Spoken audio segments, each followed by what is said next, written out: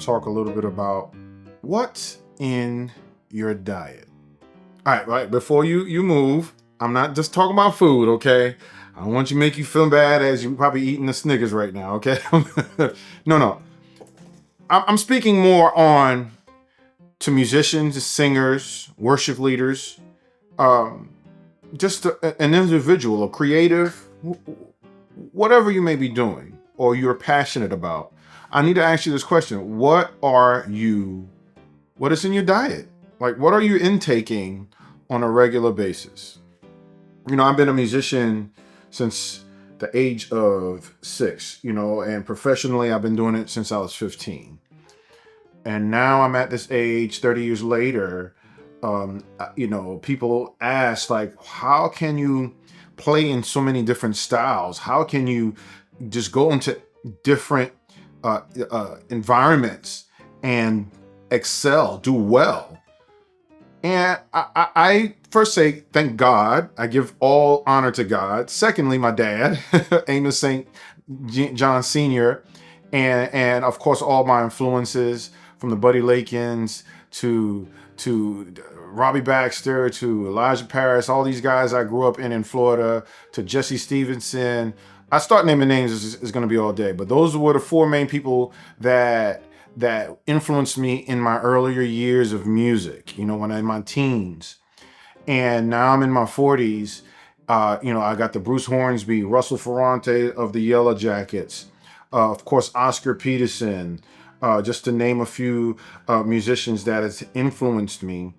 And of course, church music, hymns, gospel songs, the John B. Key, the Fred Hammonds, the Israel Hortons, even the Michael W. Smiths in the CCM world.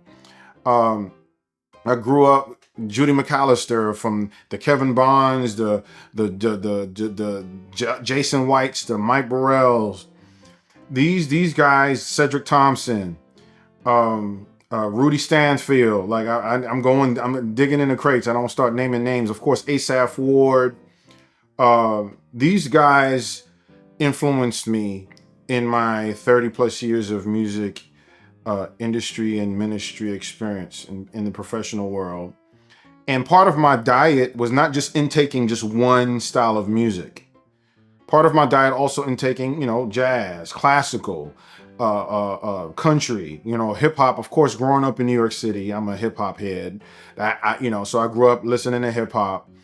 I listen to all genres of music, not just a specific genre. I listen to all genres of music as long as it's good, it's creative, it's inspiring, it's entertaining. It's a plethora of experiences. But part of my diet includes not just one style, not just one thing. Similar to even in the physical realm, eating one food is not necessarily healthy. It may work for you, but in reality, in order to really achieve the full healthy life, it requires a balanced diet.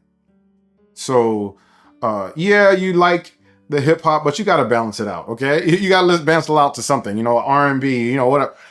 So for me, my diet, what composes of my diet musically, is all sorts of music.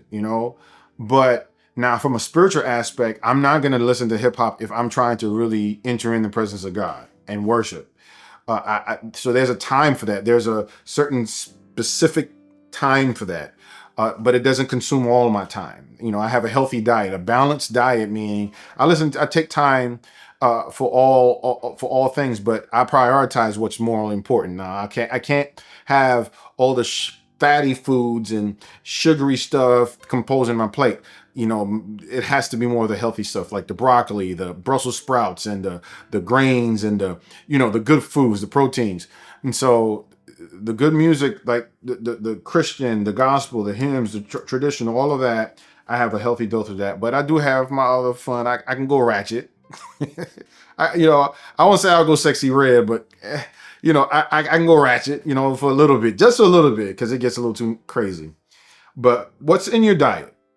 If you are looking for a certain result in your passion, in your life, you got to check your diet. Musicians, If you want to be well-versed in your area of musicianship, make sure you have a well-balanced diet. What are you intaking in your ear? What's going in your heart? What's in your mind? Like all of that. What are you reading? Who is in your ear? What is in your ear? One of my favorite scriptures is Proverbs 4, verse 23. It says, guard your heart. Above all else, guard your heart, because through it flows the issues of life, basically. And I'm very careful in what I entertain and what and so part of my diet is making sure that I am entertaining healthy things and not so much negativity. Even in your social media, you're scrolling in your social media, even in your YouTube. I'm hoping that this content is adding value to you and not taking away value. I hope this content encourages you to live your best life. So I'm here to add value and not take away, And so my encouragement in your diet is to get a good podcast, read a good book. I got a few books that I'm reading that is part of my diet. And of course, I read the Bible, I meditate, I read a devotional every day.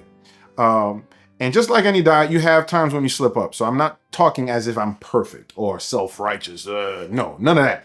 I want to let you know that part of my diet, yes, I have a good discipline of good music, good TV, and good reading and good meditating. There's a good diet. So I just want to encourage you, like, please, if you're looking to really live in your optimum self, check your diet. What's in your diet? What are you reading? What scriptures? Are you doing any devotionals? If you're a worship leader, I want to stay here for a second. I'm a worship leader, and I've been able to lead worship in different sectors, in the Black church, in a non-Black church. I've done a variety of congregations, and because I have an awareness of what I have and I have a good diet, I know what to do and what not to do. Also, I have aware of me vocally. I cannot sing a certain way, but I'm well comfortable in my range because I have a healthy diet of influences to knowing, like, okay, I'm not going to be able to sing like a William Murphy or a Jabari Johnson or even a Jason Nelson. I'm just naming random names, but these are great male vocalists and worship leaders that I admire. And I know my style. Michael Bethany, amazing vocalist. Actually, also my brother. These are amazing vocalists that have expertise in their own right. My expertise, I am becoming so much more well aware of what my lane is because of the diet that I have and the time that I spend preparing and practicing. And so, as worship leaders, have a healthy diet of worship songs, of worship music, hymns.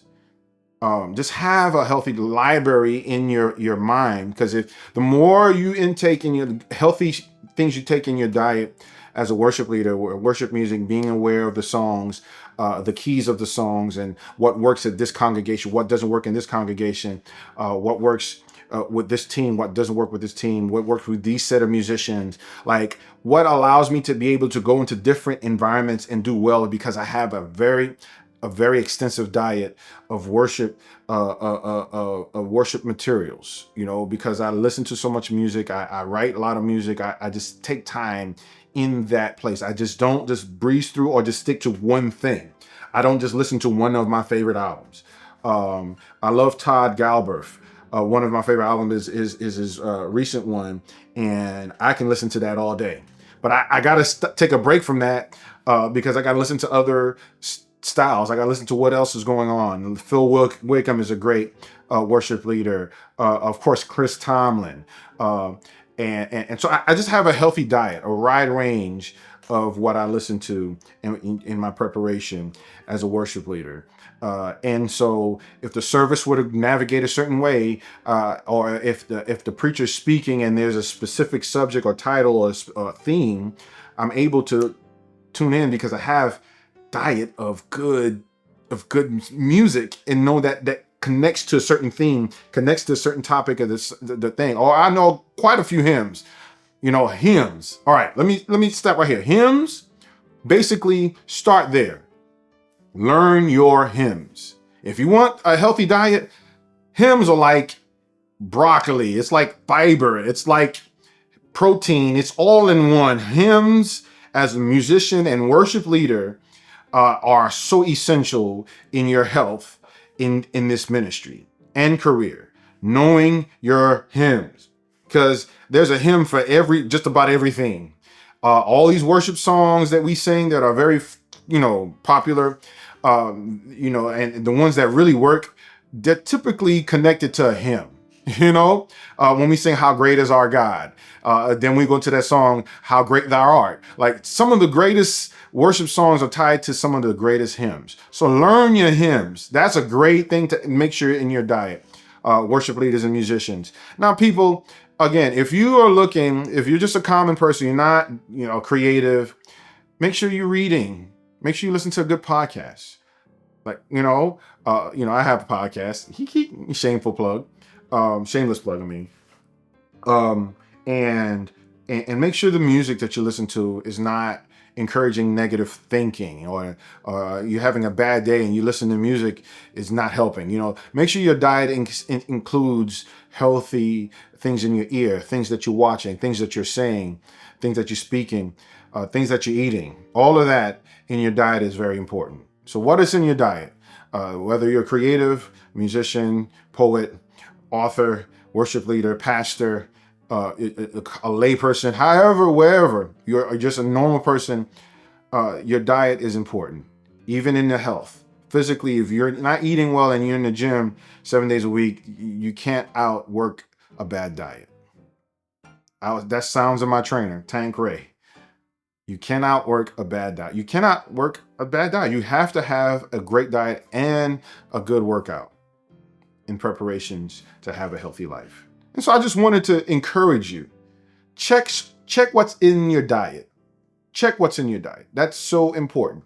Check what is in your diet. All right? The better your diet, the better quality in your life, the better quality product you have in what you're presenting. Take time and make a great assessment of your diet. And in areas that needs improvement, do better so you can be better.